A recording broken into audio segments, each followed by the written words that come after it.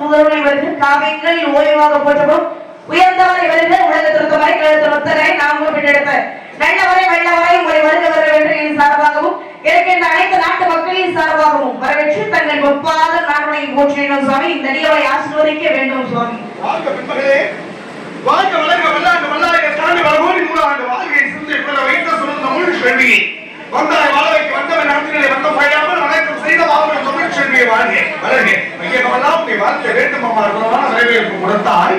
இப்பேற்பட்ட வரவேற்பை இந்த புலகத்திலே எந்த ஒரு பெண்மகன் கொடுத்தது கிடையாது. எனக்காக இப்படி ஒரு வரவேற்பை தமிழ் மரபு குன்றாமல் தமிழ் கலாச்சாரத்தை காப்பாற்ற வேண்டும் என்ற எண்ணத்தோடு தமிழ் பண்பாட்டை காப்பாற்ற வேண்டும் எண்ணத்தோடு இப்பேற்பட்ட இடத்துல எனக்காக வரவேற்பு கொடுத்த தமிழ் செல்வியே வாழ்க வளர்க மையமெல்லாம் நீ வாழ்க்கை வேண்டும் அம்மா இருப்பினும் கூட கொட்டனை கூட கேள்வி வாழ்ந்ததற்கு கட்டளை கூட அறிவு என்று சொன்னார்கள். மணலை கொண்ட எவ்வாறு நீர் சுரக்கின்றதோ அதுபோல கல்வியை கற்க அறிவு வரப்பட வேண்டும் என்பதற்கு இணங்க இந்த இடத்திலே எத்தனையோ மனிதர்களை சந்தித்தேன், எத்தனையோ ஜீவராசிகளை சந்தித்தேன். ஆனால் புது மேடையிலே ஒவ்வொரு ஜீவராசிகளுக்கும் ஒவ்வொரு அறிவுகள் உண்டு. தாவரத்திற்கு ஒரு அறிவை கொடுத்தான் இறைவன். படைத்தது எங்க அப்பா பிரம்மன். தாவரத்தில் மரம் செடி கொடிகளுக்கு ஓர் அறிவை கொடுத்தான். ஈரறிவை புழு பூச்சிகளுக்கு ஈரறிவை கொடுத்தான். நீரில் வாழக்கூடிய மீன்களுக்கு 3 அறிவை கொடுத்தான் என் தந்தை பிரம்மன். பறக்கக்கூடிய பறவை முட்டையில் இருந்து வரக்கூடிய குஞ்சுகளுக்கு பறவைகளுக்கு 4 அறிவை கொடுத்தான் பிரம்மனினுடைய தந்தை. விலங்குகளுக்கு 5 அறிவை கொடுத்தான். மனிதர்களுக்கு 6 அறிவை கொடுத்தான். ஆனா இந்த புது மேடையில ஒரு 5 அறிவை சந்திச்சதுல கொஞ்சம் வெக்கப்படுறேன். இதுக்கெல்லாம் 6 அறிவு இருக்காது. 5 அறிவுன்னு சொன்னதுக்கு வெக்கப்படுறேன்னு இவரே ஏதோ ஒண்ணு சொல்லிக்கிட்டு பொதுவாவே மனிதர்களுக்கு 6 அறிவு தானே. ஆமா, சரியா செயல்பட்டாதான் 6 அறிவு. சரி, உனக்கெல்லாம் 5க்கு மேல இருக்காதுன்னு எனக்கு தெரியும். நான் எதுக்கு வந்திருக்கேன், என்ன காரணத்துக்காக வந்திருக்கேனே முதல்ல நீங்க கேட்காம அத எப்படி எனக்கு கண்டுபிடிச்சிட்டீங்க? நீங்க எனக்கு எத்தனை அறிவு அப்படின்னு நடந்தது நடக்க போறது நடந்து முடிக்கிறது முக்காலத்து உணரக்கூடிய தன்மை எனக்கு உண்டு. உனக்கு எத்தனை அறிவு வேலை செய்யணும் இந்த உலகத்துல ஆராயக்கூடிய என்ன ஒண்ணு உனக்கு எத்தனை அறிவு எனக்கு தெரியாதா? சரி, எனக்கு 5 அறிவுன்னு சொன்னீங்களா? 5 தான். நீங்க யாரு? மேலவாசி பிரபால் புதல்வர் கலைவாணியில் மைந்தன் ஈரேழு 14 லோகங்களும் சுற்றி வரக்கூடியவர் தாங்கள். எனக்கு 5 அறிவுன்னு சொல்றீங்க அப்படின்னா இந்த 5 அறிவு கிட்ட பேசுற உங்களுக்கு எத்தனை அறிவு? 5 அறிவு தான். எனக்கு 5 அறிவு. அப்ப என்கிட்ட நின்னு பேசுற உங்களுக்கு எத்தனை அறிவு? 5 அறிவு தான். உங்களுக்கு என்ன 7 அறிவா? நீங்க சொன்னது திருப்பி சொல்றேன். அறிவு 4வது அறிவு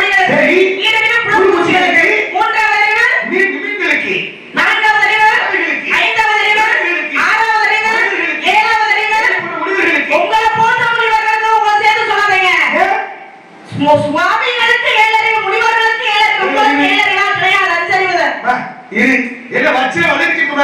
அப்பா, எடுத்துக்கப்பா.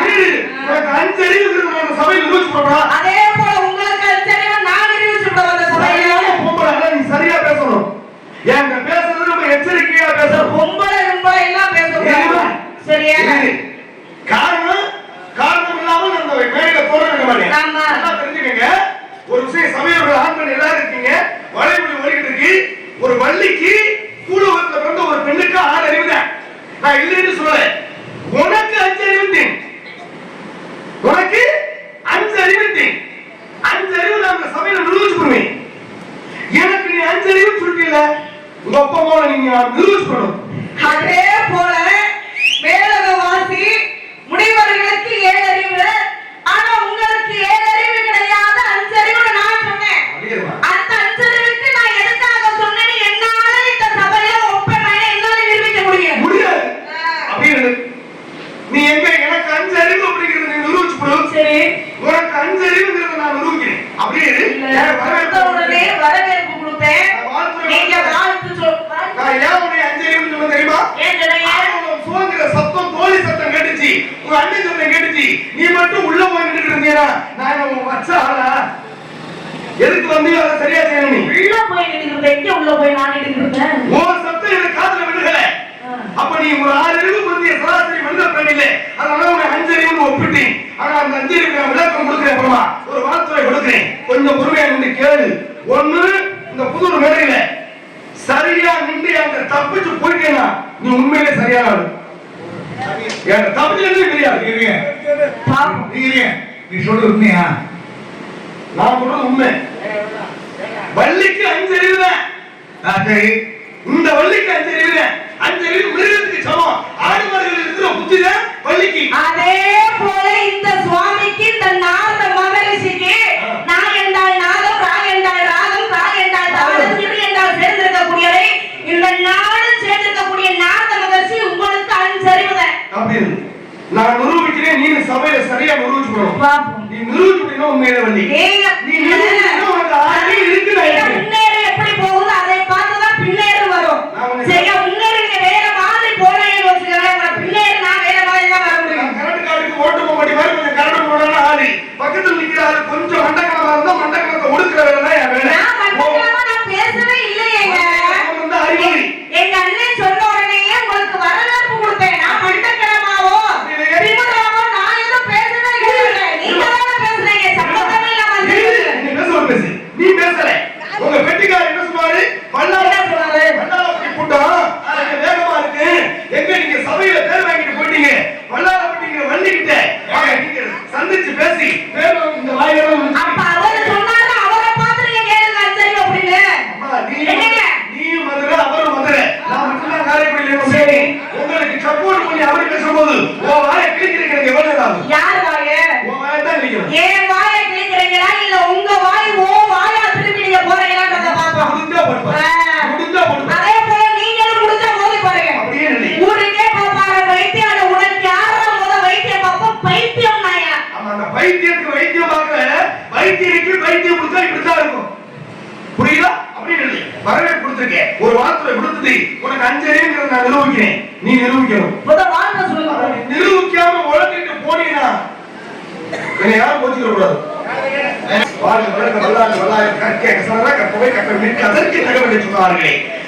இடத்திலே அற்புதமாக வாழ வேண்டும், வளர வேண்டும். 5 அறிவுன்னு சொன்னோட ஆத்தாவுக்கு பொத்துக்கிட்டு வந்துருச்சு. என்ன 6 மாடுகளோட நம்ம கொண்டு போய் சேர்த்துட்டாரு அப்படின்னு கோபம் வந்து நீங்களும் 5 அறிவுக்கு உட்பட்டவர் தான் அப்படியே ஒரு எதிர்மறையான ஒரு பேச்சை சொல்லியிருக்க. காரணம் 5 அறிவு. ஒரு நாள் மகர்ஷிக்கு மனிதர்களுக்கு 6 அறிவு, அதை விட ஒரு அறிவு கூட 7ஆம் அறிவு. 7 அறிவு இருக்கிற இடத்துல ஒரு மிருகத்தோடு உங்களுக்கு 5 அறிவு அப்படின்னு என்னமோ நீயும் பற்றி நானும் பண்ணிக்கிற மாதிரி நம்ம ஒரு குறைய சொல்லிவிட்டோமா? உனக்கு 5 அறிவுங்கிறத சபையில நிரூபிக்கணும். இவ்வளவுதானே செய்யும். ஏன் கோவப்படுற? நீயே ஒத்துக்குவ பாரு. ஓ வாயாரு ஒரு 5 அறிவுன்னு சொல்ல வைப்பா. நீங்க முத சொல்லுங்க. அத ஒத்துக்கிறேன்னா ஒத்துக்கல அப்படின்னா அப்புறம் சொல்லுங்க. காரணம் என்ன காரணம்? உன்னுடைய தாயும் தந்தையும் நம்பிராஜனும் நங்கை மோகினிக்கும் நீ பிறந்த பிள்ளையா வளர்ப்பு பிள்ளையா? என்னுடைய கேள்வி மட்டும் பதில் சொல்லு. கண்டெடுக்கப்பட்டவர் வளர்ப்பு பிள்ளை. வளர்ப்பு பிள்ளை. ஒத்துக்கிட்டீங்களா? சகோதரர்கள் 5 அறிவுன்னு சொன்னோன்னே இயந்து போய் பாத்தீங்கல்ல.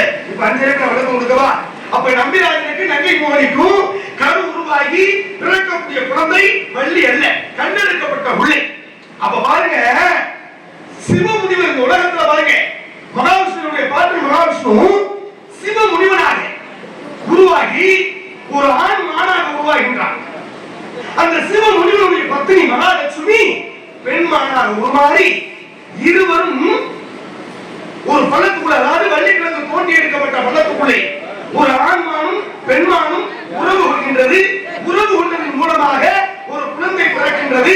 அந்த குழந்தையை வேட்டையாடி செல்கின்ற நம்பிராஜனும் வீரத்தின் என்கிற மகனும் போகின்ற இடத்துல கண்டெடுக்கப்பட்டார்கள். ஒரே ஒரு விஷயம் நல்லா தெரிஞ்சுக்கங்க, இந்த இடத்துல பாம்பு குட்டி போட்டா பாம்பு குட்டி, குதிரை குட்டி போட்டா குதிரை குட்டி, நாய் குட்டி போட்டா நாய் குட்டி, பூனை குட்டி போட்டா பூனை குட்டி.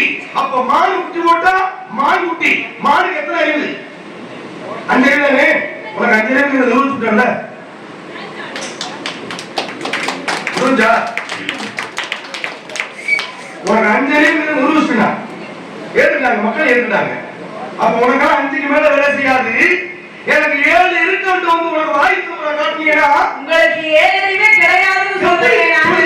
நீங்களாம் சொல்லிக்க வேண்டியது எனக்கு 7 அறிவு 7 அறிவு 7 அறிவு. நீங்க மட்டும் சொன்னா போதுமா 7 அறிவு அப்படின்னு? உங்களுக்கு 5 அறிவு. உங்களுக்கு யார் சொல்றது 7 அறிவு? வாய் புடிச்சா மாங்காய் புடிச்சா பேசக்கூடாது, விளக்கம் சொல்லணும். நான் 5 அறிவு உன்னை நிரூபிச்சேன், சபையிலேயே நிரூபிச்சேன். என்னாலே 5 அறிவுக்கு எதுக்காக சொன்னீங்க? என்னால நிரூபிக்க முடியும்? அப்படி நிரூபி நிரூபி நிரூபி. எனக்கு 7 அறிவு 5 அறிவு இல்ல, ஒரு 4 இருக்கு 5 அறிவு அப்படின்னா ஏதாவது ஒரு கதையை சுட்டி காட்டு, அது சரியா தான் ஏத்துக்கிறேன். சரி பேசு. ஏன்னா வாதி பிரதிவாதம் இல்லையா? நீங்க கேட்கணும், நான் சொல்லணும், அதே போல நான் கேட்கணும், நீங்க சொல்லணும். கேள்வி கேட்பதெல்லாம் பகுத்தறிவு வளர்ப்பதற்காக. அது உண்மைதான். பேசு. சரியா? 5 அறிவு எதற்காக என்னைய பார்த்து சொன்னீங்கன்றதுக்கு அழகான ஒரு விளக்கத்தை சொல்லுவாங்க. என்ன மான் குட்டி போட்டா மான் குட்டி, அப்ப அந்த மான் குட்டிக்கு எத்தனை அறிவு? 5 அறிவு. அதனாலதான் உண்மை சுட்டி காட்டி 5 அறிவு நான் சொன்னேன் அப்படின்னு நீங்க சொன்னீங்க. ஆனா 7 அறிவு கொண்ட நாரத மகரிஷி உங்களை பார்த்து 5 அறிவு எதற்காக சொன்னேன்? ஏன்னா இருக்க போத நீங்க காரணத்தை சொல்லும்போது ஊடக நான் பேசுறேனா? அப்ப நான் என்னுடைய மண்டபடி ஆரம்பிக்கும் போது இந்த ஊடக கூட்டு பேசுற வேலை வச்சுக்கிற கூடாது. சரியா?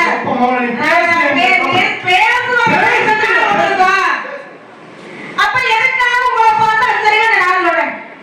ஏன்னா ஊருக்குள்ள பெரியவர்கள்லாம் நிறைய பழமொழி எல்லாம் பேசுவாங்க. அதுல ஒரு பழமொழி காத்திருந்த கொண்டாட்டி நேத்து வந்தவன் கூட்டிட்டு போவான் அப்படிங்கிற பழமொழி இருக்கு. இருக்கா இல்லையாப்பா? இருக்கா இல்லையாமா? காத்திருந்த கொண்டாட்டிய நேத்து வந்தவன் கூட்டிட்டு போனான்னு பழமொழி இருக்கு. இந்த பழமொழி யாருக்கு பொருந்தும்? நாரத மகரிஷி இவருக்கு பொருந்தும். எப்படி பொருந்தும்?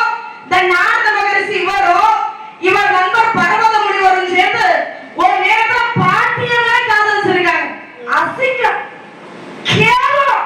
இவர் என்ன சொல்லிட்டாரு எனக்கு தெரியும் அப்படின்னு பாட்டியவே காதலிச்சு என்ன முகமா போனான்னு நாரத மகரிஷி பாட்டியை காதலிச்சாரா?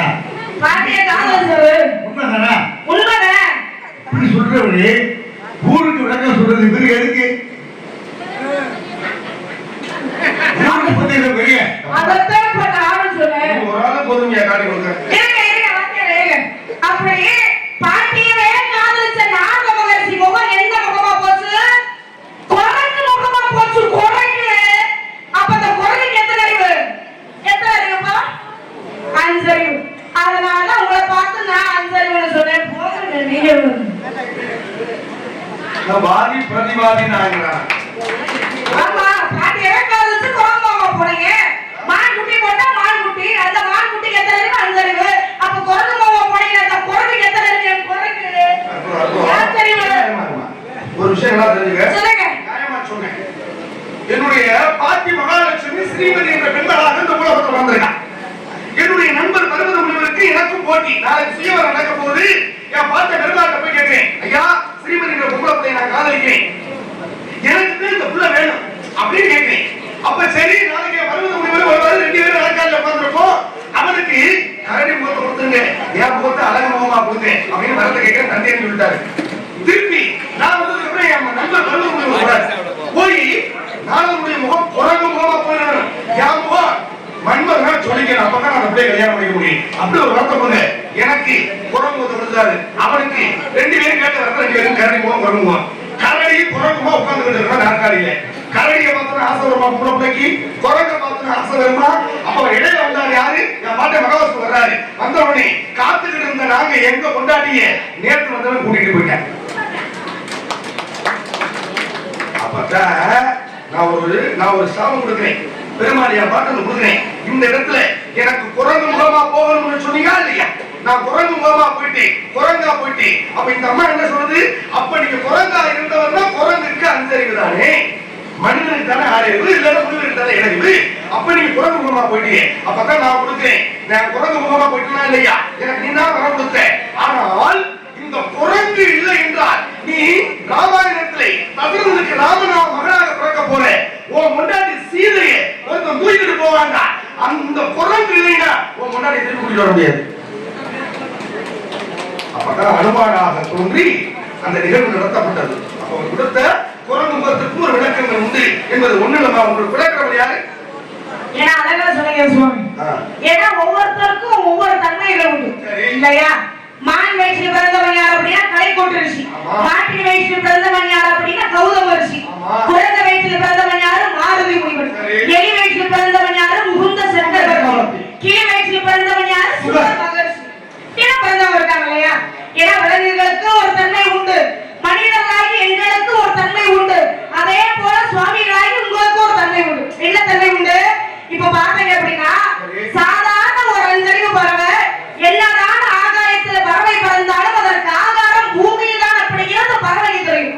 ஒற்றுமையான வாழ காக்கைக்கு தெரியும், ஒழுக்கத்தை பற்றி புறாவுக்கு தெரியும், நன்றி மறவாது இருக்க நாய்க்கு தெரியும், பொறுமை பற்றி கழுதைக்கு தெரியும், குரங்குக்கு பிடிவாதத்தை பற்றி தெரியும், பார்வை பற்றி இருக்க வேங்கைக்கு தெரியும், வேகமாறி ஓடுவதற்கு குதிரைக்கு தெரியும், அன்பை பற்றி ஐவர்த்தனுக்கு தெரியும், தந்திரத்தை பற்றி நரிக்கு தெரியும், பாம்பு படம் எடுத்து ஆடுவதற்கு தெரியும், ஆமைக்கு அமைதி பற்றி தெரியும், எருதுக்கு உள்ளே தெரியும், எறும்புக்கு சுறுசுறுப்பாக இருக்க தெரியும், மயிலுக்கு ஆட தெரியும், குயிலுக்கு கூவ தெரியும், மழை காற்று வெள்ளம் இடி மின்னல் புயல் இவைகளை பற்றி ஆகாய பூமிக்கு தெரியும். ஆனால் இந்த இடத்துல நான் எதுக்காக வந்திருக்கேன் அப்படின்னு உங்களுக்கு தெரிய வேணாமா? சொல்லுங்க கேள்வி இடத்துக்கு போகின்ற பொழுது வந்த உடனே ஒரு பொதுநிலை. அப்ப கல்வி பிரகாரம் போக வேண்டும், இந்த கலைப்பாடலை கொடுக்க வேண்டும் என்பதற்கு இணங்க ஒரு குலக்கடவுள் யாரும் நான் தெரிஞ்சுக்கலாமா? குலக்கடவுள் முருகனாகப்பட்ட முருகப்பெருமான் தானே? எந்த மாற்றம் இல்லை, எந்த மாற்றம் கிடையாது. முருகனுடைய தந்தை யாரு? முருகப்பெருமானுடைய தகப்பனார் வந்து சிவபெருமான், மும்மூர்த்திகளில் முதல் மூர்த்தி சிவபெருமான். தாயார் யாரு? தாயார் யாரு? சக்தி. அண்ணன் யாரு? யாரனே? முருகனுக்கு அண்ணன் யாருன்னு கேக்குறீங்க? ஆமா, ஐயப்பன். ஐயப்பன் தம்பி முருகன். விநாயகப்பெருமான். இப்ப முருகப்பெருமான், சிவபெருமான், விநாயகப்பெருமான், எங்க அப்பா பிரம்மன், இந்த 4 பேருக்கு ஒரே பேர்ல அடக்கமாக உலகத்துல ஒரு பேர் உண்டு. எதுக்காக நான் கேள்வி கேட்டேன்னா இதுக்குள்ள ஏதோ ஒண்ணு வைக்க போறோம்னு இருக்கும். அப்ப நீங்க விசுவாசிக்கணும். சரிதானா? ஒரு கேள்விக்கு மட்டும் பதில் சொல்லிவிட்டா நீ பெரிய ஆளுன்னு ஒத்துக்க முடியாது. கேட்கக்கூடிய கேள்விக்கு புறமே பதில் கொடுக்கணும். முருகப்பெருமான், விநாயகப்பெருமான், சிவபெருமான், எங்க அப்பா பிரம்மன், இந்த 4 பேருக்கும் ஒரே பேருக்குள்ள அடக்கப்படுறாங்க. என்ன பேரா இருக்கும்? வண்டி வீடுகள் கட்டி மொழிமாதேவி வாழ்ந்திருக்கும் நாடு சொல். 30 வருஷம் ஆனாலும் கேட்க முடியாது. சரிதானா?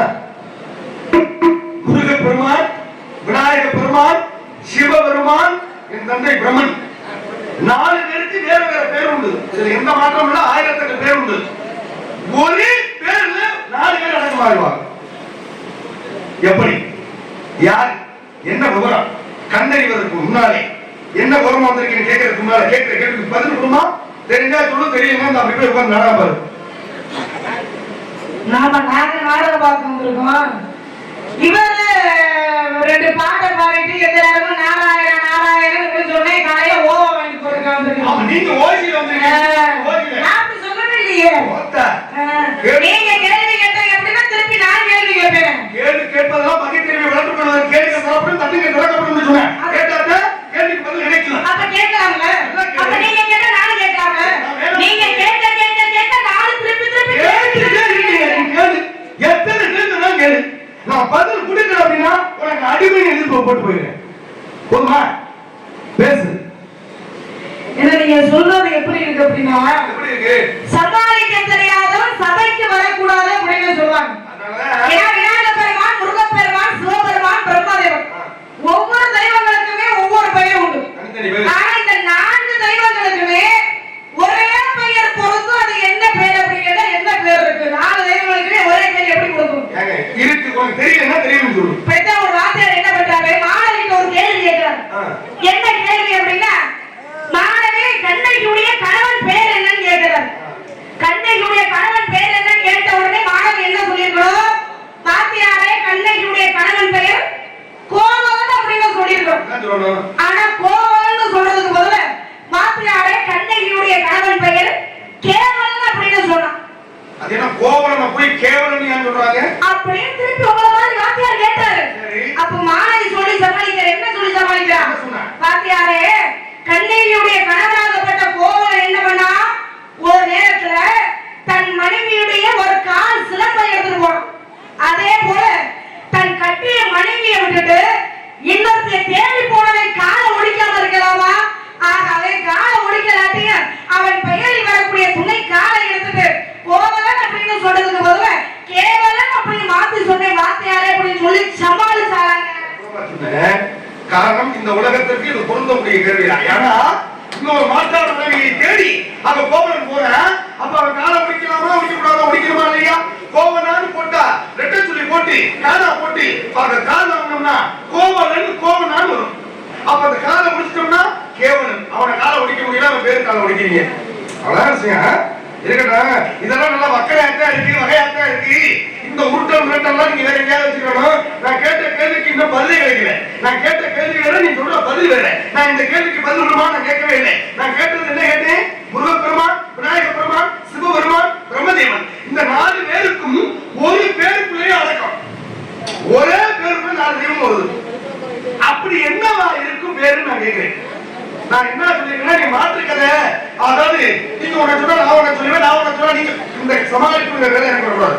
நான் இவங்க கேள்விக்குண்டான பதில் சபையிலேயே தெய்வத்துக்கு முன்னால ஐயனாருக்கு முன்னால பொய் பிராடு இல்லாமல் சுவாமி எனக்கு தெரியாது, என்னை ஆளை விட்டு தொலைன்னு சொல்லு. நீ உள்ள போமா, நான் கதை எடுத்துட்டு வரேன். ஒண்ணுமே இல்லாம வாய காது வரைக்கும் பேசுனேன். சுவாமி நீங்க இருங்க சுவாமி. சுவாமி எதுக்கு வர? நீ எதுக்கு வர?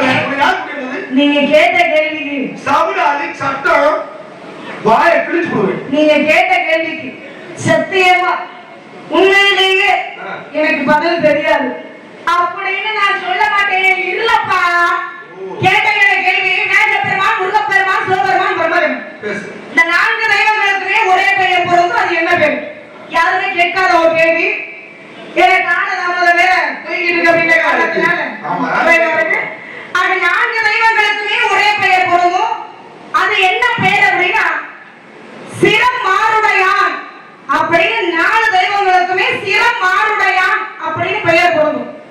எப்படி பொருந்தும் அப்படின்னா, இப்ப முருகப் பெருமான், முருகனுக்கு எத்தனை தலைகள் அப்படின்னு பாத்தீங்கன்னா 6 தலைகள். ஆக முருகப் பெருமானுக்கு தலைகள் 6 இருப்பதினாலே சிரம் 6 உடையான், சிரம் 6 உடையான் அப்படின்னு முருகப் பெருமானுக்கு பொருந்தும். அதே போல விநாயகர் பெருமான் மனித உடலும் ஐவர்த்தனன் என்று சொல்லக்கூடிய யானை தலையும் மாறுபட்டு இருப்பதினாலே சிரம் 6 உடையான் அப்படின்னு விநாயகர் பெருமானுக்கு பொருந்தும். அதே போல பிரம்மதேவன், பிரம்மதேவனுக்கு எத்தனை தலைகள் அப்படின்னு பாத்தீங்கன்னா 4 தலைகள். இந்த 4 தலைகளுமே ஒரே திசையை நோக்கி இருக்கும் அப்படின்னு பாத்தீங்கன்னா இருக்காது, மாறுபட்டு இருக்கும். அப்படி 4 தலைகளுமே மாறுபட்டு இருப்பதினாலே சிரம் 6 உடையான் அப்படின்னு பிரம்மதேவனுக்கு பொருந்தும். அதே போல சிவபெருமான், சிவபெருமான் தலையில என்ன இருக்கும்? ஜடாமகுடம். ஜடாமகுடத்திற்கு மேலே கங்கை என்று சொல்லக்கூடிய 6 ஓடுவதனாலே சிரம் 6 உடையான், சிரம் 6 உடையான் அப்படின்னு சிவபெருமானுக்கு பொருந்தும். ஆக மொத்தம் 4 தெய்வங்களுக்குமே ஒரே பெயர் சிரம் 6 உடையான். இதான் நீங்க கேட்ட கேள்விக்கு சிக்கலான கதை. 4 தெய்வத்துக்கு வெவ்வேறு பேர்கள் உண்டு. ஆனா 4 தெய்வத்துக்கும் ஒரே பேர் சிரமாருடையார் அப்படின்னு பேரு. அற்புதமா சொன்னேன். காரணம் ஒரு தலை கொய்யப்பட்டு சிவனுடைய சூலாயத்தை வச்சு அகற்றப்படுகின்றார்கள். அகற்றிய பிறகு யானை தலையை வெட்டி பொருத்துகின்றார்கள். அங்கே சிரம் மாறிடுச்சா? சிரம்னா தலை, தலை மாறியது, சிரமார் உடையார். 5 தலைகள் இருந்தது என்னுடைய தந்தை பிரம்மனுக்கு. அப்ப சிவனுக்கும் 5 தலை, பிரம்மனுக்கும் 5 தலை. யாரு சிவன் யாரு பிரம்மன் தெரியலையே அப்படிங்கிற சூட்சமத்தினாலே என்ன செய்யறாங்க? ஒரு தலையை கிள்ளி எடுக்கின்றார் நிகழ்த்தினாலே சிவபெருமான். அப்ப அங்கே தலை மாறிதா? சிரம் மாறி உடையார். அதே மாதிரி பாருங்க, இன்றைக்கு என்னுடைய பாட்டு மகாவிஷ்ணு இருக்கக்கூடிய இடம் எங்க தெரியுமா? ஸ்ரீரங்கத்திலே பூலோக வைகுந்தம்னு சொல்லுவோம். ஸ்ரீரங்கத்திலே ஆக அங்க என்ன ஓடிக்கிட்டு இருக்கு? ஆறு ஓடிக்கிட்டு இருக்கு. அப்ப ஆற்று தலையிலே தலை வைத்து மக்களை காத்திருக்கின்றார். ஆறு தலை, ஆக சிரம்னா தலை, அங்க ஓடுறது ஆறு. சிரம் அதாவது சிரமாறும் தலையா, சிரமாருடைய 6 தலை ஓடுகின்றது. அப்ப அவருக்கும் பொருந்தது, அப்ப சிவனுக்கும் பொருந்தது. அதே மாதிரி எல்லாருக்கும் பொருந்தக்கூடிய நிலை உருவாகி இருக்கின்றது. மனப்பூர்வமா ஏத்துக்கிறேன். உங்க என்ன ஒரு சில வரை கேட்கறீங்களா? நீங்க உங்களை கேட்கலாம் இருக்கட்டும். இருங்க, நீங்களே உங்களை கேட்டுட்டு போறப்ப நான் கேட்க வேணாம். என்னமா நீங்க ஒரு கேள்வி கேட்டீங்க, நான் பதில சொல்லிட்டேன். எந்த மாற்றத்தை நான் பேச கிடையாது. நீங்க கேட்டோட நான் பதில சொல்லிட்டேன். இப்ப என்னுடைய மண்டபடி ஆகும். சரி, சரியா? மண்டபடியில தேங்காய் உடைக்கிறது பெரிய விஷயம் இல்ல. நம்ம கோர உடைச்சாம பாத்துக்கணும். எல்லாரும் தேங்காய் உடைச்சிட்டு தன்னை காயப்படுத்திட்டு வருவாங்க தெரியுமா? அதுதான் முக்கியம். இங்க நீ மண்டபடியில தேங்காய் உட மக்கள் தீர்ப்பே மகேசன் தீர்ப்பு. சரியா? மக்கள் முடிவு தீர்ப்பு என்ன? அதுவும் நம்மளுடைய தீர்ப்பு. இப்ப நான் என்ன கேட்க போறேன் அப்படின்னா, படைக்கக்கூடியவர் யாரு? பிரம்மதேவன். எங்க அப்பா. ஏன்னா அனைத்து 84 ஜீவராசிகளையும் படைக்கக்கூடியது யாரு அப்படின்னா உங்க தந்தை பிரம்மா. அது எந்த மாற்றமும் இல்லை. ஆனா அதுலயே எனக்கு ஒரு சந்தேகம். இதுல என்ன சந்தேகம் உனக்கு? அதுதான் சந்தேகமே. என்ன சந்தேகம்? இப்ப பிரம்மாகப்பட்டவர் அனைத்து ஜீவராசிகளையும் மனிதர்களையும் படைக்கிறார் இல்லையா? ஆனால் எந்த பொருளை வச்சு உங்க அப்பா பிரம்மா படைக்கிறாரு? அதாவது பிரம்மதேவன் படைக்கிறாரு, எந்த பொருளை வச்சு பிரம்மதேவன் படைக்கிறார்? ஒவ்வொரு விலங்குகளையும் மனிதர்களையும் ஜீவராசிகளையும் எந்த பொருளை வச்சு படைக்கிறார்? அப்புறமா கேட்டமா, யாரா இது பிரம்ம புராணத்தின் கூற்று. எங்க அப்பா படைக்கிற பொருளை அது எதை வச்சு படைக்கிறார் அப்படிங்கிறது தெரியாம நாங்க இருக்க முடியாது. அதையும் தெளிவுற சரியா சொல்லணும். கற்கே கசடற கற்பதை தெளிவுற கற்கணும்னாங்க. புரியுதா? தெளிவில்லாமல் கற்கக்கூடாது. நீ என்ன கேட்டுக்கா? உங்க அப்பா தானே பிரம்மா. 84 லட்சம் ஜீவகங்களை இந்த உலகத்துல படைக்கிறது. உயிர்களை படைப்பது உங்க அப்பா தானே. ஆண்மனை படைப்பது உங்க அப்பா தானே. ஆனால் உயிரை படைக்கிறாரு, எந்த பொருளை வச்சு படைக்கிறாரு? ஒவ்வொரு உயிர்களையும் ஒரு ஆணை படைத்தாலும் சரி, பெண்ணை படைத்தாலும் சரி, திருநங்கைகளை படைத்தாலும் சரி, இல்ல அப்ப இப்படி படைக்கின்ற போது எதை வச்சு படைக்கிறாரு அப்படின்னு பார்க்க போனோம்னா, காரணம் பிருத்திவி, அப்பு, வாயு, தேயு, ஆகாயம், நிலம், நீர், காற்று, நெருப்பு, விஷம்பு என்று சொல்லக்கூடிய ஆகாயம். இந்த பஞ்ச பூதத்தை வச்சுதான் படைக்கிறாரு. எதை சொல்லி படைக்கிறாரு தெரியுமா? பீஜாயர மந்திரத்தை சொல்லி படைக்கணும். இந்த படைப்பதற்கு முன்னாலே ஒரு சில பேர் பாருங்க, எங்க அப்பாவுக்கு 3 மனைவி. ஒன்று காயத்ரி, இன்னொன்று சாவித்ரி, இன்னொன்று சரஸ்வதி. எங்க அப்பா படைக்கின்ற தொழிலே பிரம்ம முகூர்த்தம். பிரம்ம முகூர்த்தம்னா எத்தனை மணி நேரம் எத்தனை மணி வரைக்கும் தெரியுமில்ல? 1.5 மணி நேரம் தான் ஒரு முகூர்த்தம் வருது. 3.25 நாளிகை. ஒரு நாளிகை என்பது 24 நிமிடம். அப்ப 3.25 நாளிகை உள்ளது ஒரு ஸ்பூன் முகூர்த்தம். அந்த முகூர்த்தத்துல ஒரு ஆணுக்கு பெண்ணுக்கு தாலி கட்டுறது. அப்ப இந்த பிரம்ம முகூர்த்தம் 4 மணியில இருந்து 5:30 1.5 மணி நேரம் தான். இதான் பிரம்ம முகூர்த்தம். இந்த பிரம்ம முகூர்த்தத்துல உட்கார்ந்து படைக்கின்ற பொழுது எங்க அம்மா 3 பேரும் எங்க அப்பாவுடைய உடம்புல சரிவர இருக்கணும். எந்தெந்த இடத்துல எங்க அம்மா 3 பேர் இருந்தாக்கா சரிவர ஒரு மனிதன் பிறப்பான் என்பது கிடையாது. என்ன அடையாளம் சொல்லவா? காரணம், எங்க அப்பா அமர்ந்துவாரு. எங்க அம்மா சாவித்ரி என்பவள் பிரம்மனுடைய ஞானத்தில் எப்படி கொண்டிருப்பாள். காயத்ரி என்பவள் பிரம்மன் மனதில் எப்படி கொண்டிருப்பாள். சரஸ்வதி என்பவள் பிரம்மனுடைய நாவல் எப்படி கொண்டிருப்பாள். இவங்க 3 பேர் ஏன் அந்த இடத்துல இருக்கா தெரியுமா? சாவித்ரி ஞானத்துல இருந்தாக்க ஒரு ஆம்பளை பிள்ளையோ பொம்பளை பிள்ளையோ பிண்டத்தை பிடிச்சு போடுகின்ற பொழுது நல்ல குழந்தையா பிறக்கு. சாவித்ரி இதை விட்டு விலகிட்டானா மூல வளர்ச்சி இல்லாத குழந்தை எத்தனை குழந்தை பிறக்குது? அதுக்கு காரணம் அது. மன குழப்பத்தோட கிரிக்காவே தெரியும் ஒரு சில வேரி. காயத்ரி மனதை விட்டு கீழே இறங்கிட்டானா பிறக்கிற குழந்தை பிறந்ததுல இருந்து ஒரு மாதிரியாவே சுத்திட்டு தெரியும். சரஸ்வதி பிரம்மனுடைய நாவலை படைக்கின்ற பொழுது ஒரு ஆணையோ பெண்ணையோ படைக்கின்ற பொழுது சரஸ்வதி அப்பாவுடைய நாவல இல்லைன்னா அந்த புள்ள பிறக்கின்ற பொழுது ஊமையா பிறந்தது. அப்போ ஒவ்வொரு குழந்தையும் பிறப்பதற்கு காரணம் என்ன தெரியுமா? ஏன்டா ஊனமா பிறக்குது, ஏன் கண் தெரியாமல் பிறக்குது, ஏன் அப்படி ஊன வளர்ச்சி இல்லாமல் பிறக்குது, அதாவது மன குழப்பத்தோடு ஏன் உள்ள பிறக்குது அப்படின்னா அவரவர் ஊழ்வினை பயன்றான்னு சொன்னார். அவ்வா தாய் தந்தையோ பாட்டன் பாட்டிகளோ முப்பாட்டன்கள் செய்கின்ற ஊழ்வினை பயனுக்காக, அப்ப இவர்கள் ஊழ்வினை பயனாக இருக்கின்றார்கள், இவர்களுக்கு அதர்மம் கூடி இருக்கு, தர்மம் இன்னும் கூடி வரல அப்படின்னு ஏறியவள் இறங்குகின்றாளா. அதனாலதான் ஒவ்வொரு குழந்தைகளும் மாற்று உருவமாக இப்படி எல்லாம் பிறக்கின்றது. செவிடாகவும் கால் குணமாக இப்படிலாம் பிறக்கக்கூடிய நிலைகள் இருக்கு. இதுக்கு தாய் தந்தை என்ன செய்ய முடியும்? முப்பாட்டர்கள் செய்த பாவத்திற்காக அது வினை நிறுத்தம் வினை இருப்பான், திரை நிறுத்தம் திரை இருப்பான். இப்படி எல்லாம் அற்புதமாக இருக்கக்கூடிய நிலை இருக்கின்றது. ஆக இருப்பினும் கூட ஆக இன்னமும் ஒரு விஷயம் கேட்கணும். எத்தனையோ வழி என்று கேட்டுக்கமா, எத்தனையோ வழி என்று கேட்டேன். ஒரு ரெண்டு விஷயம் தான் முழுசா வருது, இன்னும் ஒரு 2-3 விஷயங்கள் முழுமையா வரல. ஏங்க நீங்க வல்லாளப்பட்டி கூட்டம், வல்லாளப்பட்டி கூட்டம்னாலே பாப்பட்டி கூட்டம்னு எனக்கு தெரியும். வாயை கொடுத்தோம்னா தீப்பொறி மாதிரி இருக்கும், வம்சம் பூராமே அப்படித்தான் இருக்கும். ஆமா, இப்ப நான் உங்கள்ட்ட கேட்கிறேன், என்ன சொல்றீங்க? 2 விஷயம் புரியுது, 2 விஷயம் வருது, ஒரு விஷயம் வருது. என்ன கேட்க வரணும் மட்டும் நீங்க தெரிஞ்சுக்கங்க. கேளுங்க. எத்தனையோ வழி என்று கேட்டேன், எல்லா விஷயமும் வரல. யாரும் உண்மையை சொல்லல, சரிவர சொல்லலைன்னு அர்த்தம். உன்கிட்ட கேட்கிறேன், நீ சரியா சொல்றியான்னு நான் பாக்குறேன். உங்க அப்பா பேர் என்னன்னு சொன்னீங்க? நம்பிராஜ். உங்க அம்மா பேர் என்ன சொன்னீங்க? நங்கி மோகினி. உன் பேர் என்னன்னு சொன்ன? கனக வேங்கிய பூங்குரத்தை அழைப்பது வழியை நிலைப்பாடு. ஏன் கனக வேங்கிய பூங்குரத்தை வழியா வந்துச்சு?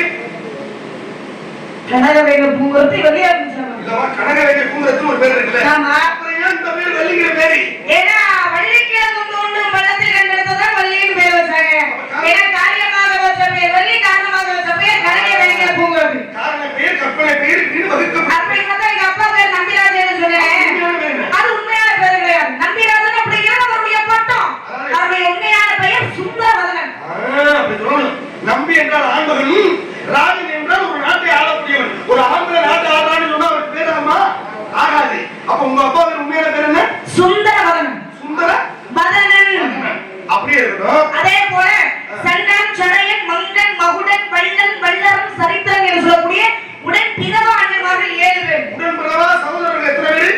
7 பேர். இந்த பேரைத்தான் மக்கள் 2க்கு மேல சொல்ல தெரியும்னு சொல்ல வந்தேன். நான் இதைத்தான் கேட்க வந்தேன். காரணம், நன்றி நன்றி. உங்க அண்ணன் தம்பி பேர் என்ன சரியா சொல்லு? சங்கடன் சடையன் மங்கன் மகுடன் வள்ளல் வள்ளரம் சரித்திரன் என்று சொல்லக்கூடிய உடன் பிறவா அண்ணன்மார்கள். இப்ப வந்தார வீரத்தேவன், அவருடைய பேர் என்ன? அவருடைய பேர் என்ன அப்படின்னா சடையன். பாருங்க, சடையன் என்று சொல்லக்கூடியவன் தான் வீரத்தேவனாக வரப்பட்ட. இதுதான் உண்மையான பேரு. இந்த பேரை விட்டு வீரத்தேவன் துப்பே காத்தேன் சொல்றதான் விட்டு போய் அதை ஏற்க முடியாது. அப்ப அவர் திரு சங்கரதாச சுவாமிகள் வகுத்து வைத்த வழி இந்த நாடகத்துடைய தன்மை இதுதான் உண்மையாக இருக்கின்றது. அப்ப நீங்க சொல்ற மாதிரி உங்க அப்பா பேர் உண்மையா வந்துருச்சு, உங்க பேர் உண்மையான பேர் வந்துருச்சு, உங்க அண்ணன் தம்பிகள் பேர் உண்மையான பேர் வந்துருச்சு. இத்தனை பேர்கள் வரணும்னு சொல்லுவது எதுக்காக வந்திருக்க நீ?